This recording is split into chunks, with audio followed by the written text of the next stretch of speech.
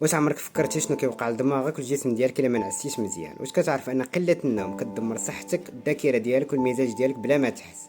هذه ماشي مبالغه، راه العلم قال كلمته. وكاين كتاب غادي يخلي تصورك على النعاس يتبدل كامل، كتاب لماذا ننام ديال ماثيو ووكر. ماشي غير كتاب، راه جرس انذار.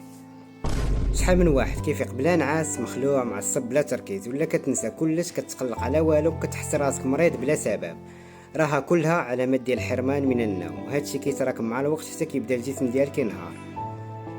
قلة النوم كتزيد من خطر امراض القلب، السكري والزهايمر وحتى السرطان. كتخلي المناعه ديالك تهبط ودماغك كيتخربق والقرارات كتولي عشوائيه عندك.